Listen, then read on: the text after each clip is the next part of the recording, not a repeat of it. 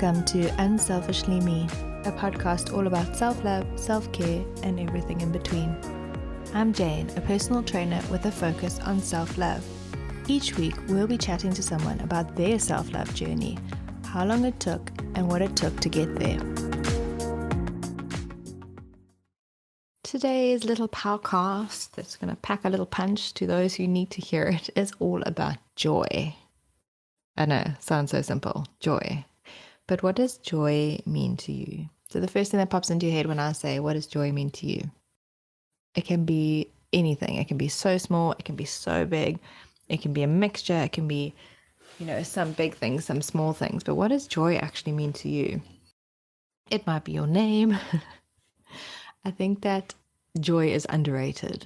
I think that we don't share enough joy. We don't give ourselves enough joy. We don't receive enough joy. It's such a joyful word. Like, it's a cute word, and you can only think of like happiness when you think of joy. So what brings you joy? Like, I want you to list in your head right now 5 things that bring you joy. It could be yourself. It could be your partner. It could be your child. It could be painting. It could be dancing. It could be your work. It could be your child. It could be a hot cup of coffee. It could be carrot cake. Like, what brings you joy? Is it giving gifts to others? It could be wrapping gifts. It could be flower arranging. It could be putting together a cute outfit. I want you to start making lists of the things that bring you joy. So maybe you've forgotten what brings you joy. I have a few friends. I'm like, so what is your hobby? And they're like, I don't have one. Like, what do you mean you don't have a hobby? Like, do you not read? No. Do you like to paint? No. Do you like to color in? No. Do you like to draw? No. Do you like to dance? No. Do you like to go to pottery class? No.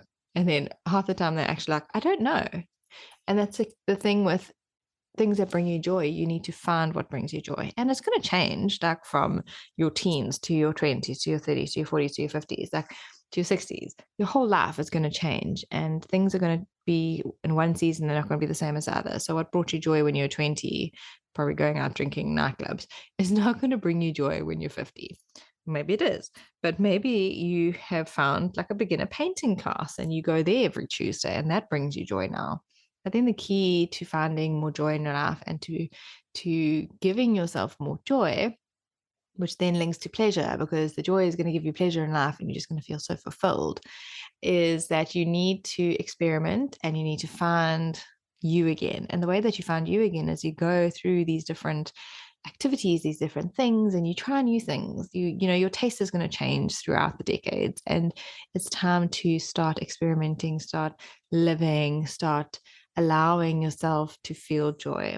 And the last few years have been tough for everyone, and you haven't had as much joy as you did before. And maybe you are going through a season where things are super rough, and maybe you're going through a divorce, or you've lost someone, or you're going through that yourself right now with your health, and you aren't experiencing joy, and you haven't. But it's important to find joyful moments in each day, whether it is 5 minutes having a cup of hot tea, listening to the birds, whether it is booking a weekend away, whether it is going and doing a painting class for 2 hours, finding those little pockets of joy throughout your day and allowing yourself to feel as if you found yourself again, to feel that little spark within you, to do something that makes you enjoy life again. And you don't need to go do it with people. Like, you don't need to do something with a friend. You can go and join these classes, or go and do something, go for coffee by yourself, or go for a walk by yourself. You don't have to always be in the company of other people. I think that's very important, to not always be surrounded by people. It's important to do things by yourself and for you as well. So go and find something that interests you. Look, and if something comes up on your Instagram or Facebook feed, or someone sends you something about a class, maybe go and try it. What's the worst that can happen? That you don't enjoy it and you don't go back again? Like, that's fine. At least you try to find something that interests you, a new interest, something different that like sparks creativity within you. Creativity sparks joy, and that's important. So that's your sacral chakra, tapping into that is like in your womb, your pelvis area. Like, we always, as women especially, are always suppressing that area and not tapping into it and tapping into that power. But that creativity sits there, that inner child is there, and that inner child, that is your joy. that is where you're going to find joy and where you experience joy. So, maybe wearing orange if you don't have orange, or wearing orange, seeing orange, eating orange, like tapping into that sacral chakra to allow you to experience more joy and to lean into that. So maybe this week you are going to tap more into joy. So I have a task for you for this week. You have to plan at least one activity that brings you joy. So if it is like a nice cappuccino, go somewhere different and have a cappuccino. Go somewhere that you haven't tried before, something that is a little bit quirky. Or go book a class, go book a beginner dance class, or something different that you haven't done before. So that is your task for the week. Hopefully this allows you to think and to plan and to really question yourself when last you felt pure joy, and what are the things that make you feel joy. And if you haven't felt that in a long time, trying to remember what you used to like, but it's okay if you don't like that anymore, trying to find something different as well.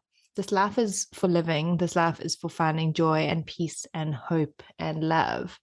And it's important that you're not just looking for that in other people and giving it to other people. You need to give it back to yourself. So that is your task for the week. I hope that this little POWcast has helped and that you can give me some feedback. I want to see pictures. Send me DMs on Instagram on Selfishly Me. Send me pictures of your joyful moments. Like, I really want to see them. I hope that this has been a fabulous week, and it'll be even better after you find some more joy. Thanks for listening to Unselfishly Me. Follow us on Instagram at unselfishlyme and check out our website www.unselfishlyme.com.